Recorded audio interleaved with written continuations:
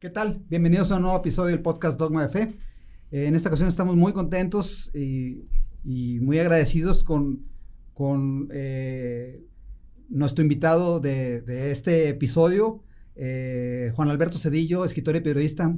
Muchísimas gracias, Juan Alberto, por acompañarnos. No, Marcos, gracias a ti por la invitación. No, hombre, un placer estar aquí contigo. Gracias. Hemos decidido invitar a Juan Alberto, quien amablemente nos aceptó estar hoy con nosotros. Se cumple un aniversario más, van a ser 12 años de esta masacre en Allende, Coahuila, para mí un crimen sin castigo, una brutalidad, quizás la masacre más brutal y numerosa en la historia reciente de México, sobre todo derivada del narcotráfico. Ocurrió aquí en Coahuila.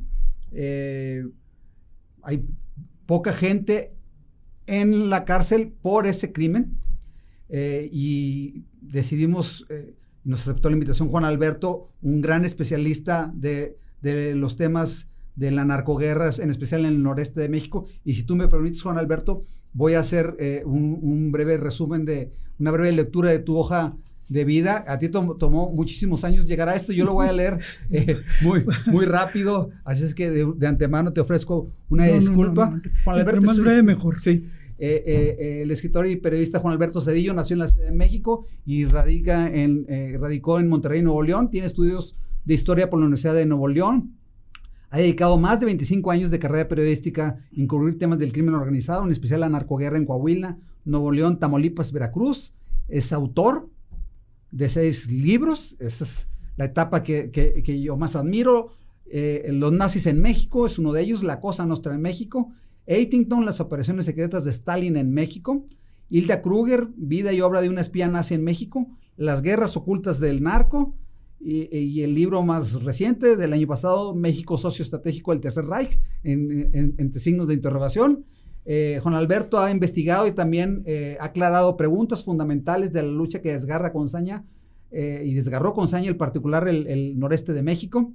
La base de estas historias son los propios testimonios de los narcos detenidos y extraditados a Estados Unidos, los juicios, en especial en el estado de Texas, y de este cártel que ensangrentó a Coahuila y el noreste de México, los Zetas. Juan Alberto, se cumple, como decíamos, un aniversario, 12 años ya de impunidad de la masacre de Allende y el involucramiento de este cártel tan dañino para el país, que todavía que hay algunas ramificaciones en algunas partes a través del cártel del noreste, pero tú como investigador, como periodista, quisiéramos entender más, porque hay una generación entera que quizás tenían 5 o 6 años, ahorita ya son mayores de edad, Juan Alberto, que no conocen, ¿sí? Lo que pasó en Allende, en Coahuila, aquí a 350 kilómetros, 400 kilómetros de Saltillo. Estamos grabando, para quienes nos ven y nos escuchan a través de las distintas plataformas de redes sociales, estamos grabando desde Saltillo, la capital de Coahuila, un estado que se vio fuertemente afectado por los Zetas, ¿sí? Juan Alberto, ¿cómo ocurrió esto? ¿Cómo se formaron los Zetas? ¿Y cómo ocurrió muchos años después la matanza, la tragedia en Allende? Pues mira, a mí me toca la suerte de estar por primera vez en Allende cuando aún no se conocía la masacre. Yo voy a Allende en diciembre del 2012, cuando todavía vivían allí ellos, cuando estaba controlado por el crimen organizado, sin saber que todavía estaban ahí.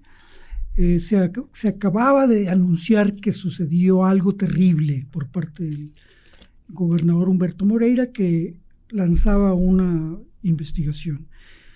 Informalmente ya se conocían por trascendidos de que se mencionaba que un contador de los Zetas había huido con el dinero y que lo habían buscado, que había habido muchos muertos y la destrucción de varias casas.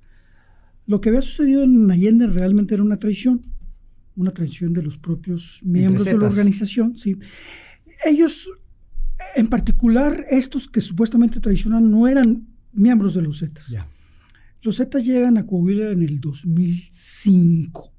Un poquito antes Pero la avanzada ya con Tony Tormenta, llega Z42. Y Tony Tormenta, el hermano de Ociel Cárdenas. Ociel Cárdenas, ya. Antonio Ociel Cárdenas. Sí. Y llega también Mellado, el comandante Mellado. Ellos tres llegan como a abrir la plaza después de tomar todo Tamaulipas. Los Zetas son un proyecto que tiene que ver con el gobierno mexicano y el gobierno de los Estados Unidos. Como la lucha contra el narcotráfico estaba muy corrompida, estamos hablando de los años 90, por la policía encargada de combatir el crimen organizado, la Policía Judicial Federal, los Estados Unidos siempre presionaron para que el ejército se metiera al combate del crimen organizado. Hicieron un acuerdo para que los Zetas, mejor dicho, un grupo de militares se infiltrara a la Policía Judicial Federal, pero como civiles. Y el acuerdo fue mandar 3 grupos de militares, sobre todo la mayoría de ellos eran cabos de infantería, algunos muy capacitados, que llegaron a Reynosa en el 97 con 3 nombres como clave de identificación militar. Iban a entrar a la policía judicial, pero como civiles. Pero iban a estar todavía bajo el mando del ejército. Ya. Para combatir el narco y sobre todo combatir la corrupción que había. Como prestados a los civiles de parte de los militares. Sí, que se supone que como eran militares altamente entrenados y muy fieles, no se iban a corromper. Claro. ¿Sí? Estos 3 grupos eran X, Y y Z. De ahí los Zetas. Y eran la clave de identificación militar para estar adentro. No se tardaron más de medio año en que ya estuvieran totalmente corrompidos, claro. Sobre todo el grupo de los Zetas que encabezaba en ese entonces Arturo Guzmán de Sena, junto con Heriberto Lascano. Son los que reclutan primero, eran 7 que se van con el Yune. El Yune es el que los mete al Cártel del Golfo por lo siguiente. El Yune tenía un abogado que le había explicado que el negocio del narcotráfico en los años 90 era un negocio penado por 5 años de prisión. En cambio, si ellos tenían armas de uso exclusivo del ejército, aumentaba ahí la presión. Mucho más, sí. El doble del esto. Entonces ellos no querían traer armas y contrataron a los Zetas para que fueran sus escoltas y los defendieron en los tiempos donde no se estaban peleando como actualmente sucedía, ¿no? Y se meten como los protectores. El Yune es traicionado por Ociel, le manda Vasconcelos, llegan los militares y Vasconcelos aguardados de abajo. Aquel que murió en el avionazo con Muriño. Vasconcelos. Sí, José Luis Santiago Vasconcelos. El jefe de la Sierra. Entonces ya lo capturan y Ociel sube. Y ya los jala, ve que son altamente eficientes porque son militares muy bien entrenados y les pide formar un grupo más amplio. Ese grupo Ociel lo utiliza como la vanguardia, la avanzada para ir a conquistar plazas. Les interesa muy particularmente Piedras Negras porque, a diferencia de Nuevo Laredo, es una plaza pues totalmente desconocida. Tranquila, y la gente, estos narcotraficantes que andaban por la libre, por ejemplo, estos 3 jóvenes narcotraficantes en esa época, uno se llamaba Héctor Moreno, otro José Luis Garza Gaitán y otro más adulto, Alfonso Poncho Cuellar, eran narcotraficantes que incluso agarraban el kilo de cocaína, lo metían a la cajuelita del auto ahí y se cruzaban con la cocaína. No sucedía la gran cosa. Era todavía en los tiempos donde ellos operaban por ellos mismos, digamos. Sí, por la libre. Sin estar en un cartel, digamos. No existían en eso. Había pandillas, pero no había cárteles. Llega Tony Tormenta con una lista de los distribuidores. De los distribuidores y los llaman, los citan a Villa de Fuentes, creo que los citan allá en Piedras Negras. Municipio de Piedras Negras, ahí en la salida, digamos. Los citan y les dicen que vayan y que el que no vaya, muchos no les creen, pues ¿estos qué? ¿Sí? Cuando llega Tavira, eso lo está contando en el juicio de San Antonio, que me toca escucharlo, Efraín Tavira, que es de esta gente que reclutan, dice que Mellado es el que está entrevistando, que tienen un despliegue en una finca de 100 sicarios. Entonces se dieron cuenta de que algo fuerte estaba pasando. Y muchos de todas maneras les hicieron casos. Todos esos que no les hicieron casos ya no existen. Entonces Poncho Cuellar, José Luis Gaitán, que era su asistente, ni siquiera era un capo importante, y Héctor Moreno, como eran muy eficientes para pasar la droga porque tenían un contacto en Dallas que era muy bueno para mover la droga, los nombras como los responsables del operativo de trasiego a gran escala. Es decir, ellos le dicen a Poncho Cuellar que van a traer la coca de Centroamérica, les van a dar a ellos para que vendan su propia coca, pero ellos van a pasar la droga que les interesa a ellos. Eran paquetes de medio 500 kilos, media tonelada, con trailers aparentemente de la familia de Héctor Moreno. De Allende. Y esto, en un momento dado, todavía eran cárteles del Golfo y eran Zetas. Digamos, había una unión todavía. Sí, todavía una unión. Los Zetas, como se convierten en la avanzada, los mandan a Tabasco, los mandan a Veracruz, los mandan a Cancún, los mandan a Nuevo León, se van quedando con las plazas. Aquí se queda el Loki, Z100, no recuerdo ahorita el nombre, se me va. Acá ponen al Tatanka y en Saltillo, son Zetas. Y entonces, un momento dado, ellos dicen, pues, ¿para qué queremos a estos tipos si nosotros somos los que controlamos y tenemos el poder? Pero no eran narcotraficantes, eran sicarios al final de cuentas, no sabían traficar, por eso se involucran con Moreno y ellos. Estos tipos, y entonces los ponen a trabajar para ellos. Y se convierte en su plaza más poderosa. Ya rompen en el 2010 con el Cártel del Golfo, se pelean entre ellos, pero ellos ya tienen un poder sumamente distribuido y sumamente... Y con muchísimo territorio. Además de territorio, son militares altamente especializados, que en esta guerra por Nuevo Laredo, Sinaloa había llegado con 500 sicarios encabezados por Labarrie para disputar a Ociel Plaza. No, los Zetas eran menos de 100 y los destruyeron. La preparación militar ahí pesó. En Nuevo Laredo, además, imponen el armamento pesado, que nadie sabía manejar. Ahí aparecen los Barrett, bazucas, granadas, vehículos blindados. Ellos imponen un sistema de paramilitarización de los cárteles. Hasta antes de ellos, los cárteles eran pequeños grupos que traficaban para Estados Unidos y nada más, y no se andaban peleando. Ellos imponen todo un modelo, un know-how de cómo pelear. Un modelo paramilitar, como bien dices. Sí, y entonces ya esto se convierte en su plaza fundamental y se vienen a vivir aquí al norte de Coahuila. Piedras Negras, Monclova, Cinco Manantiales, etcétera. Ahí se quedan a vivir, porque pues, mientras, como todos los demás cárteles le están disputando, porque ya agarraron mucho poder, lo están disputando, se hace una alianza que en un momento se llamó la Federación, donde estaba Sinaloa, familia michoacana, Cártel del Golfo, para golpear a los Zetas, porque además ellos habían querido quedarse con su propio territorio. Entonces se viene esta narcoguerra que es al final del sexenio de Calderón, un poquito antes. Uh-huh. Y estos están muy tranquilamente acá en Coahuila, pagando sobornos a militares. Nadie los molestaba. Mamito cuenta que los únicos que no le están pagando sobornos es a la Marina.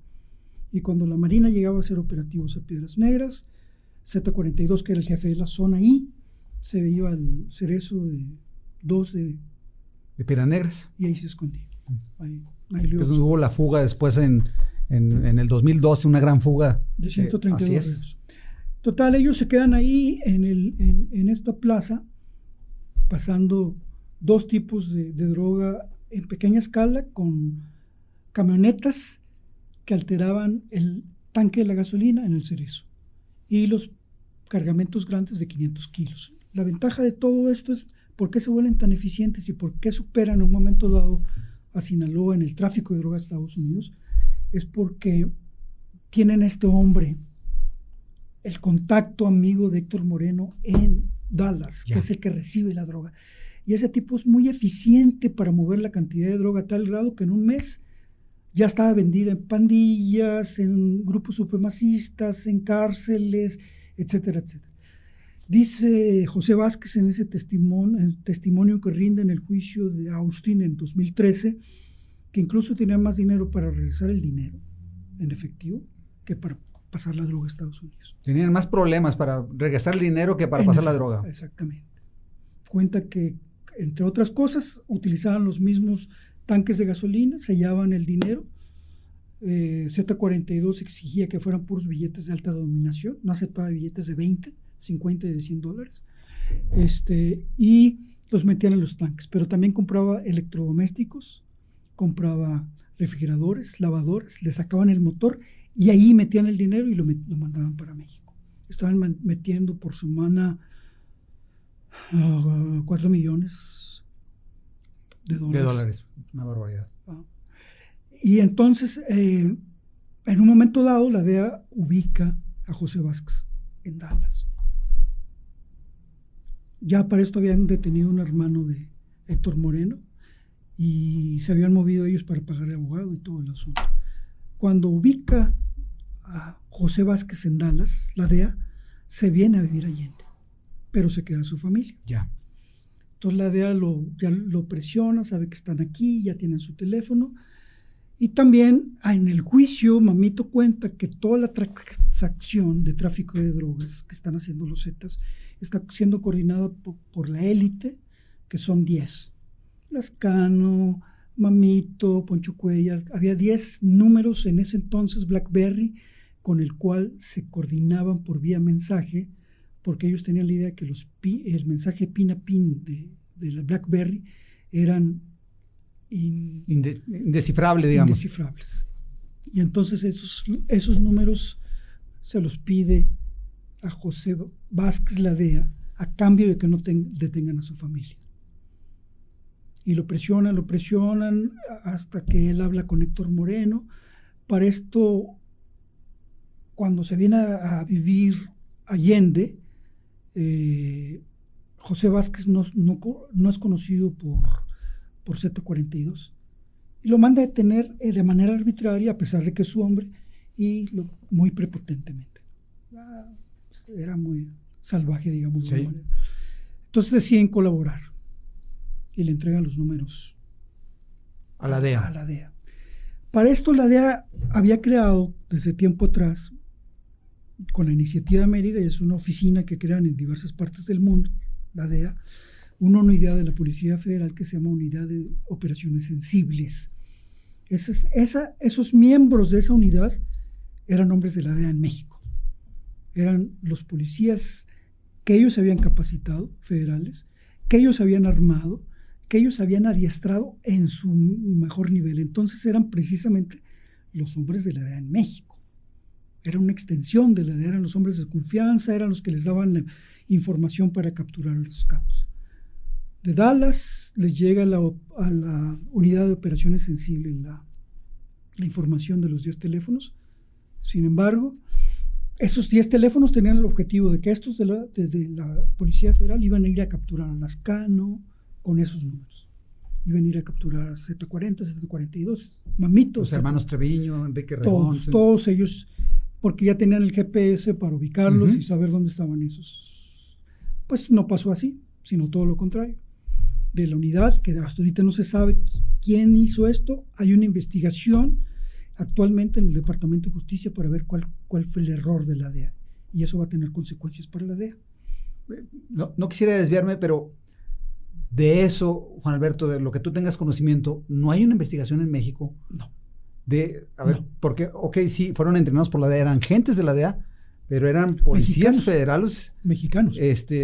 Y no existe una investigación en México para saber quiénes eran esos, ese grupo especial de élite, digamos. No, de hecho eso es una barbaridad. Todo eso funcionaba bajo su control, prácticamente. Por eso también lo del juicio García Luna tiene una connotación ahí de quererse lavar. La propia DEA, por supuesto. Claro, porque finalmente si uno lee los documentos Wikileaks, se da a conocer que los que estaban llevando a cabo todas las operaciones contra el narcotráfico era la Iniciativa Mérida. Y García Luna era su operador. El operador principal de la Iniciativa Mérida. Pero ellos eran los que tenían el control. Empujado por la DEA. ¿Sí? Bueno, entonces total, cuando se pasa esta información, no sirve para ir a capturar, pero sí sirve para filtrarse la Z40 y decirle, alguien de tu organización te está traicionando. Entonces ya tenemos los 10 números. De esos 10 números, solamente 2 no eran Zetas. Eran estos 2 hombres que los habían puesto a trabajar para ellos y que ahora sabían que los habían traicionado. Entonces Z40 se va sobre ellos y su asistente, que era José Luis Gaitán, que en Allende era la familia más extendida. Tanto Héctor Moreno como José Luis Gaitán eran ricos. Entonces estos eran juniors que se metieron al narcotráfico. No eran pobres, no eran narcotraficantes comunes. Eran ganaderos, tenían negocios. Muchos negocios. Eran los dueños industrial, sí. Eran los dueños de Allende. A la familia prominente de allá, sí. Bueno, pues entonces ya cuando Z42 dice vayan sobre ellos son advertidos. La orden le da Miguel Ángel Treviño. Sí. Realmente. Sí, vayan sobre ellos. Pero no solamente sobre ellos, quiero a las familias, quiero a sus trabajadores, porque se supone que Héctor Moreno también llevaba un libro de contabilidad de las operaciones de compra de caballos y todo eso, y se habían quedado con el último mes de trasiego de drogas. Sí, que eran como 5 o 8 millones de dólares, entre una cantidad similar.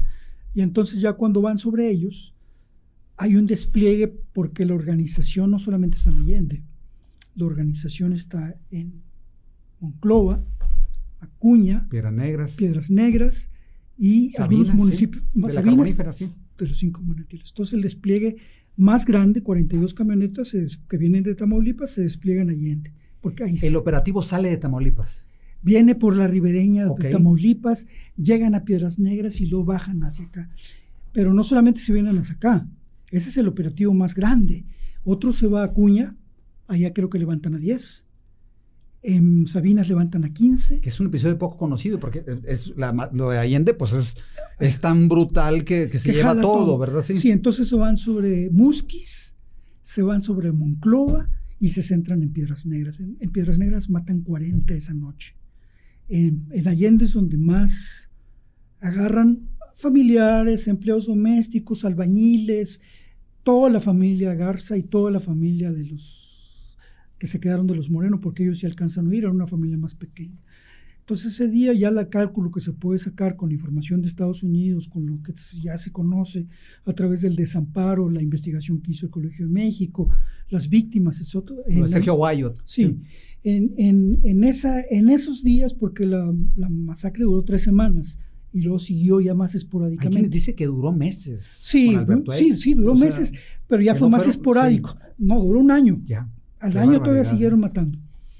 Pero esa semana, que fue la más brutal, en el rancho de los Garza. Donde, digamos, era el centro de operación de la masacre de Allende. Ahí mataron a 100 aproximadamente. En Piedras Negras mataron 40 y otros en un rancho que se llama Tres Hermanos de Zaragoza y en otros lugares en Piedras Negras. En total, así, con ese despliegue de todo el norte de Coahuila, pues estamos hablando, te digo, que de Sabinas se llevan 15, de Acuña 10, de Monclova 7, de Musquis otros tantos, de Nava, etcétera, otros tantos. Por eso, si uno dice que son 300, uno piensa que es Allende. No, fue todo el norte de Coahuila. Ya. Entonces, por eso las cifras ahorita que nosotros estamos tratando de recolectar un equipo que está integrado por académicos de Estados Unidos, académicos de México, y yo participo en esto. Ya. Estamos confirmando ahorita ya casi con nombre y apellido, aunque no todos, 285 aproximadamente. Por eso es muy popular, lamentablemente, y lo digo con mucho respeto, los 300, de las 300 víctimas de Allende. Entonces, esa fue la causa, ese fue el acontecimiento, pero lo más relevante no es eso. Lo más relevante es que es una masacre que se ejecuta a la luz del día, que se denuncia ante el ejército, se denuncia ante las autoridades. El día que están recogiendo, ese 18 de marzo del 2011, que están recogiendo las familias ligadas a Poncho Cuerres y en Piedras Negras, es en la tarde. Están recogiendo los convoys, están riendo. Levantones, ¿sí? Así, familias completas, familiares y amigos, no solamente... ¿Por qué esa hazaña? ¿Por qué? No sé si en las declaraciones de los juicios en Texas, de los capos de los Zetas, ¿por qué tanta hazaña? Porque no soportan la traición. Ya. Pero ese día en Piedras Negras hay una boda muy famosa. Uh-huh. Se está casando el hijo de un empresario. En esa boda está el gobernador interino, Jorge Torres López, está el alcalde y está el actual secretario de la Secretaría de la Defensa Nacional, Luis Crescencio Sandoval, sí, el jefe de la guarnición militar. que en esa en época Pirandellas. era el jefe de la guarnición militar. Ellos reciben las denuncias esa noche de que está sucediendo eso. Como ellos tenían acuerdos con los Zetas, el gobernador huye, toma un avión y se viene a Saltillo. Antes de salir de Saltillo le llama a los jefes de los periódicos Zócalo y Vanguardia que borren todas las fotos donde él sale en la boda.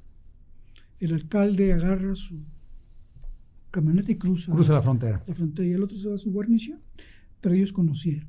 Lo más relevante de esta masacre que se hace a la plena luz del día, que se denuncia, que los militares supieron, que las autoridades civiles supieron, todos conocieron, fueron llamadas y denuncias y todo, es que se mantuvo oculta casi 2 años. Hay registro de llamadas al 911, de miles de llamadas. Los bomberos. Así es. Fueron personalmente a denunciar a los militares. Y lo relevante, y eso es lo que deja ver la dimensión de la corrupción y los sobornos que estaban pagando a las autoridades de Coahuila, es que la masacre se mantiene oculta 1 año y 9 meses. Eso es lo relevante. Sí, porque hubo muchísimas personas que no nos enteramos, Juan Alberto, hasta después tus colaboraciones en Proceso, y cuando empieza a conocerse un poco más de esta masacre, porque fue algo que estaba allí en el aire, pero jamás entendimos las dimensiones de esta brutalidad, ¿no? Sí, fíjate, de hecho yo cuando voy a Allende nadie me quiere hablar. Yo llego en diciembre del 2002, voy con un contacto que me da Jacqueline Campbell, la asistente del obispo. Así es, Jackie Campbell, sí. Ella me da un contacto de a ver si te quiere hablar de Nava, de un sacerdote de Nava. Voy a la iglesia de Nava y cuando le preguntamos, voy con una amiga que hasta cierto punto eso me salvó la vida, cuando traíamos a los halcones detrás. Cuando le preguntamos que queremos que nos platique de manera anónima y todo, nos corrió el templo, como si hubiera sido Jesucristo cuando nos corrió. Sí. Se le pusieron los ojos así, se asustó. Y nos dijo, ahora, también es un poco entendible, ¿verdad? Estaban claro, ahí a la... Claro. Sí. Yo entonces dije, no va a poder escribir, nadie va a querer hablar. El asunto es que todo eso venía sucediendo, se medio sabía, pero nadie lo entendía. Yo tampoco lo entendía la dimensión hasta que llego al primer juicio donde están testificando Héctor Moreno, Poncho Cuellar, José Vázquez, etc. Y cuentan la historia. Yo la conozco ya por voz propia de ellos, abril del 2003. Abril de 2013, tú estando presentes como en el juicio García Luna. ¿Este juicio fue el de Dallas? No, ese fue el de Austin. Ok, el juicio en Austin de la Fiscalía de los Estados Unidos de Texas, con estos ex Zetas y ex operadores de Zetas detenidos en Estados Unidos, y ellos cuentan la historia. ¿Se cuenta primero la historia allá en Estados Unidos que en México? Claro, sí. A mí me toca cubrir 3 juicios donde los capos Zetas cuentan sus actividades, cómo operan, cómo funcionan. ¿Y por qué lo cuentan allá? Porque, por ejemplo, y ese es un error que se comete cuando dicen el juicio de García Luna. A García Luna no lo condenan por sus acciones en México. A ningún capo condenan por sus acciones en México. Lo único que condena la justicia norteamericana son los ilícitos que cometen al traficar droga, al lavar dinero. Así es. Entonces los testigos protegidos, si dicen que mataron, si dicen que hicieron esto, no hay ninguna consecuencia porque ocurrió en otro país. Claro, no les importa. Entonces cuando les dicen eso, ellos hablan. ¿Cuál es el único problema de eso? Y esto sucedió con el juicio de García Luna. Que a ver, estás hablando con un criminal que te está rindiendo un testimonio. Que si dice cosas buenas o malas, si miente o no miente, como es testigo de la fiscalía y le van a dar un beneficio, pues si mintiera, no siendo juicio de la fiscalía, tendría otras consecuencias. Porque mentir es perjurio y hay consecuencias. Así es. Pero como no, entonces pueden decir muchas barbaridades, y no porque lo están diciendo en un juicio es verdad. ¿Cuál fue lo que a mí me ayudó a entender que no estaban mintiendo? Que lo que estaba narrando yo lo había cubierto en los últimos 10 años para Proceso. A mí me había tocado la cobertura de todo. De la narcoguerra. Y entonces tenía todo el contexto para decir si miente, no miente, se equivocó, no se equivocó, es que no fue así, fue tal fecha. Y casi no mentían. Se confundían, pero no mentían. Traían traslape de fechas y cosas, pero era más bien acertado. Claro. Y después se viene y entonces ya empieza a crecer la presión sobre el trabajo de Sergio Aguayo, todo lo que tú escribiste en Proceso, y empieza a avanzar todas las quejas y empiezan las imágenes a conocerse las imágenes de las casas destruidas en Allende, que eso es como que brutal, que es muy brutal. Y yo lo he platicado contigo, a ver, para que destruyeran esas casas, pues no lo haces con un martillo, ¿no? Tienes que llevar maquinaria pesada que tuviste que mover de alguna parte. Hay quienes dicen que dicen que estaban en esa maquinaria pesada, estaban en las minas en la región carbonífera y la llevaron hasta Allende. Así es. A destruir las casas de la familia Moreno y de todos ellos. Y durante días. Porque no lo tumbas tampoco en unas horas, ¿no? Son residencias. Así es. Y empieza a trascender entonces toda la tragedia, a conocerse un poco solamente, Juan Alberto, porque hasta hoy todavía claro. Siguen muchas cosas ocultas de lo que ocurrió ahí. Siguen muchas cosas ocultas, lo que dices es la impunidad, y sigue otras cosas que tienen que ver con que este país sea tan centralizado. Porque siendo Ayotzinapa una zona tan cercana al DF, puedes decir que es ex-DF, perdón. Sí, Ciudad de México. Ciudad de México, puedes decir que lo de Ayotzinapa, como les queda muy cerca, se convierte en un hecho de la Ciudad de México. Lo que ocurre en provincia importa muy poco, si no es cubierto por los medios. Lo de Ayotzinapa fue brutal y no lo podemos soslayar. Claro. Pero esto es 3 veces, 4 veces peor. Mucho peor. Y por ahí en Ayotzinapa sí hay gente, ya digamos, no sé si los juicios ya estén acabados o no, pero sí hay gente sentenciada o gente que está detenida por lo que ocurrió en Ayotzinapa. Aquí no hay nadie en la cárcel. Ponle tú que hay policías y hay puros... rango menor, digamos. Totalmente menor. Ni siquiera los más importantes que operaron, pero los más impunes, y eso es lo más grave, son los que permitieron esto. A ver, el secretario de la Defensa, Luis Crescencio Sandoval, era el jefe de la guarnición militar en Piedras Negras, y le preguntaron, después de un reportaje tuyo que apareció en Proceso, le preguntaron, y él dijo, no, yo no estuve enterado de nada. Más que nada se justificó diciendo la parte legal que ya no valía la pena porque Calderón ya había sacado el ejército a que combatiera el crimen organizado. Se quiso escudar. Lo que yo oigo en los juicios de de Austin es que Poncho Cuellar dice: nosotros pagábamos sobornos a autoridades militares y policíacas y civiles. No menciona los nombres, pero si tú estás diciendo que pagaban sobornos a autoridades militares, pues no había más que un militar ahí. Pues era la guarnición más cercana, ¿sí? Ya 25 kilómetros de Allende. Y no nada más era la guarnición más cercana, sino que ellos, bajo la protección del ejército, estaba en ese entonces el Cerezo 2 de Piedras Negras. Uh-huh. Que es donde salen muchísimos criminales, entraban y salían. Era, como bien dices tú, una especie de hotel que tenían y que incluso se llegó a demostrar que hubo ejecuciones. 150 según el procurador. Así es. Gloria. Ramos Gloria, así es, al interior del penal, o sea, en un centro de ejecuciones, el penal de Piedras Negras. Metían camiones con gente, sacaban camiones con gente. Y después, Juan Alberto, empiezan a pasar los años, incluso hasta Netflix hace una serie que Somos, que fue relativamente popular y que cuenta más o menos las cosas. Me parece que faltó un tanto de rigor periodístico, pero es un buen esfuerzo que hace. Claro. Sí. No podemos decir que no, pero sí hay un poco una falta de rigor periodístico de contar la brutalidad de las cosas. El rancho de los Garza, las matanzas ahí, el muchacho que era norteamericano, que está con una familia de Piedras Negras y los llevan y es desaparecido, un jovencito, 14 años. Así es, y tantas víctimas, y sigue pasando el tiempo, Juan Alberto, y las víctimas y las familias de las víctimas pues indefensos ante la impunidad.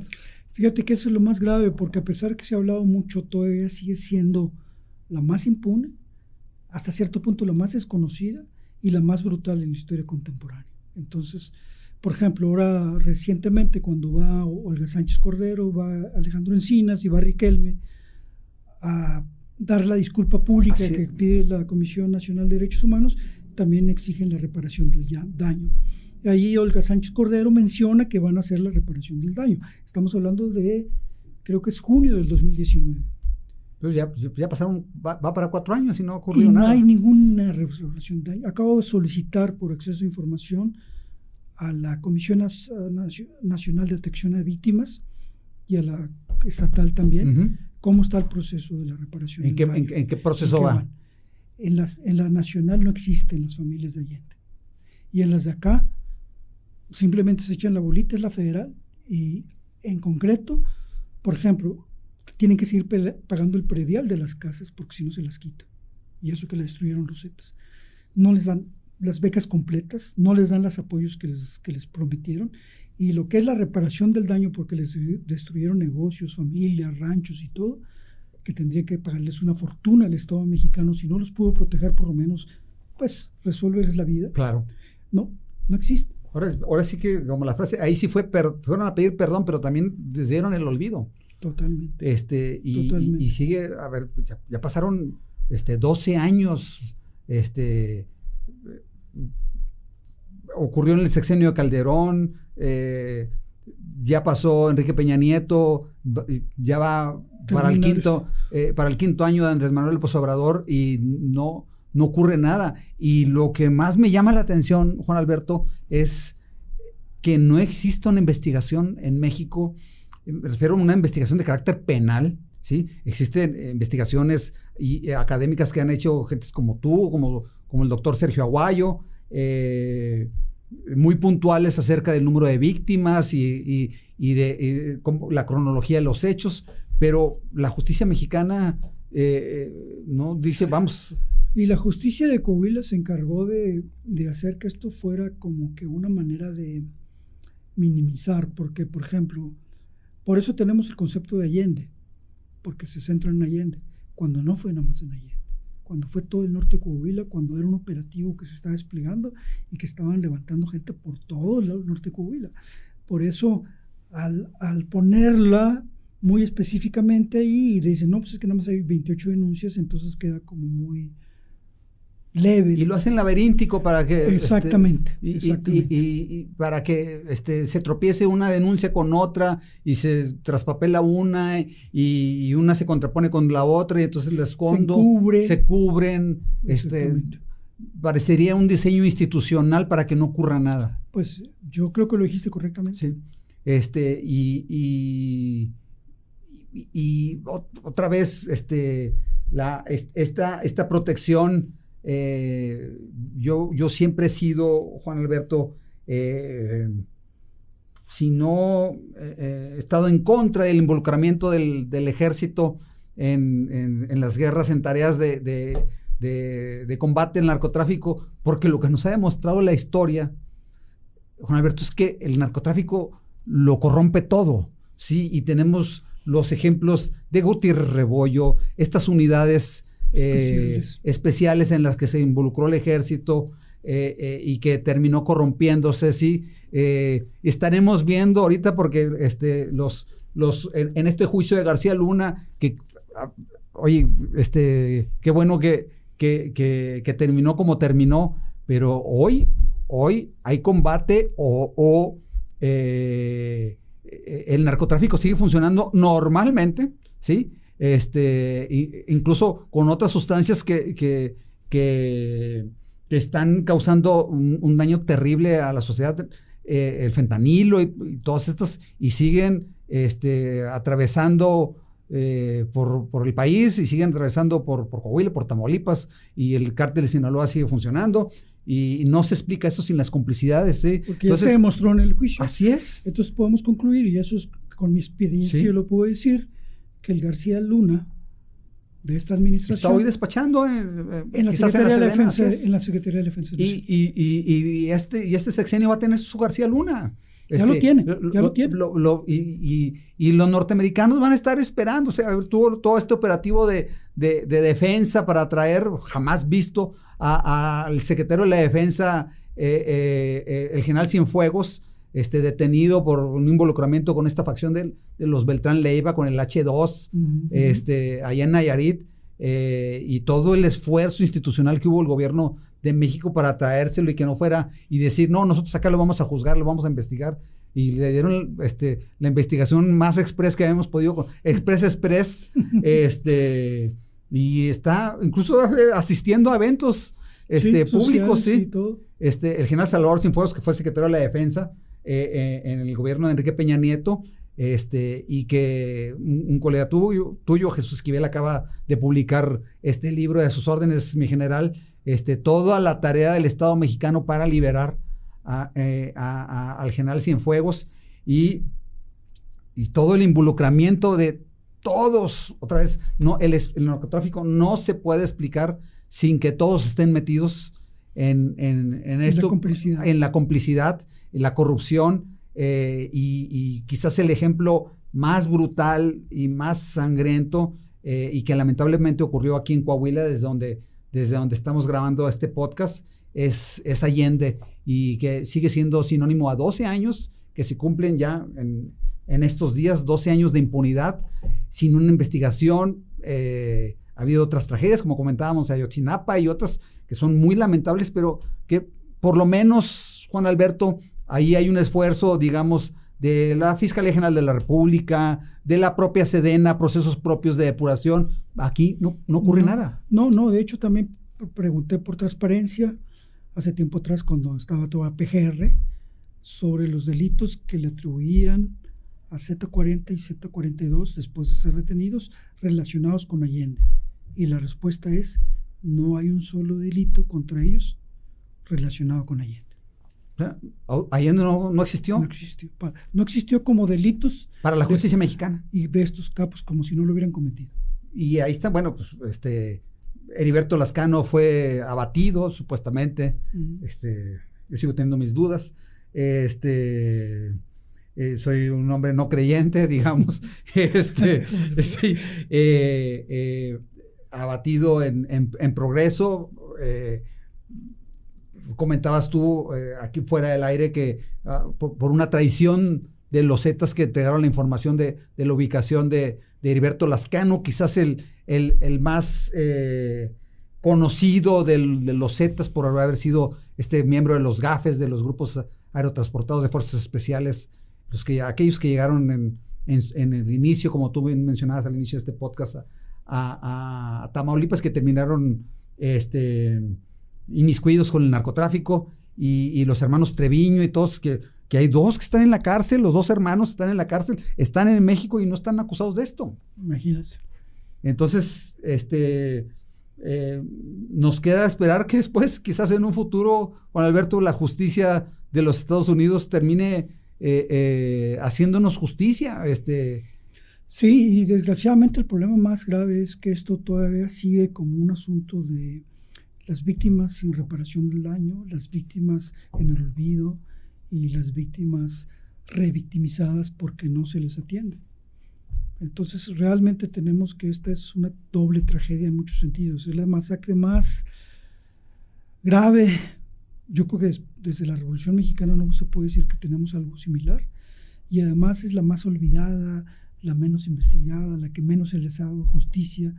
Y la mayoría, eso sí lo puedo decir, la mayoría de los que fallecieron en esa masacre es gente inocente, no es gente que estaba relacionada con el crimen organizado. Si podemos decir que los miembros de la propia organización que levantaron y el resto familiares, podríamos hablar de un 80 o 90% de civiles que no tenían nada que ver, y un 10% de criminales. Es una barbaridad, y nosotros estamos pidiendo que no se repita jamás un Allende, Juan Alberto, y contar esta historia, Juan Alberto, es muy importante, que se sepa lo que ocurrió. Por eso te queríamos invitar a este espacio, en un aniversario más que sea el momento de que las autoridades hagan algo, ¿sí? Esta apuesta al olvido les ha funcionado y les ha funcionado muy bien, Juan Alberto. Lo dices correctamente, ¿sí? Lo dices correctamente.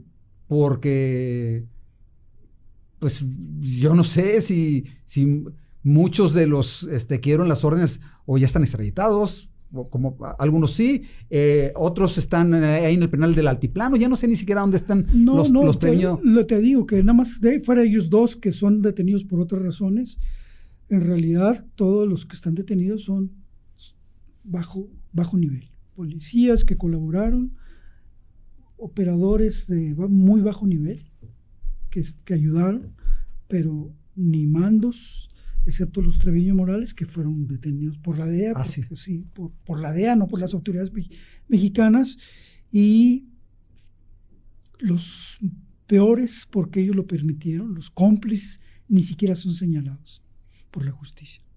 Pues vamos a esperar que esto pueda avanzar. Creo que hubo un impulso fuerte con los trabajos que tú has publicado en tu obra literaria y en tus colaboraciones que tuviste en Proceso, pero decirlo aquí en este tipo de espacios que teníamos de verdad mucho interés en que nos contara un testigo de primera mano que tuvo acceso a las investigaciones, qué es lo que había ocurrido en esta que sigue siendo, como tú dices, después de la Revolución Mexicana, la masacre más grande que ha ocurrido en México, que sigue impune, que se cumplieron 12 años ya y que un crimen sin castigo. Correcto.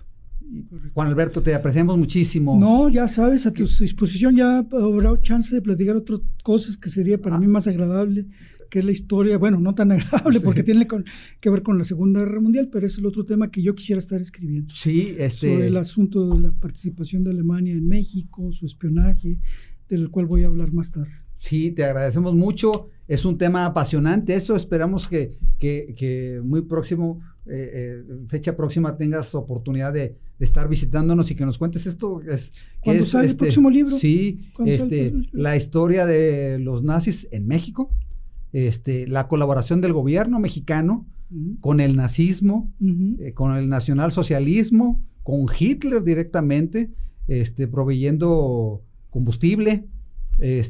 Para que pudieran andar. Esperamos que sea próxima participación. Por lo pronto te agradezco mucho. No, hombre, muchísimas gracias, y a quienes nos ven y nos escuchan, los invitamos a que nos acompañen el próximo domingo en un nuevo episodio del podcast Dogma de Fe.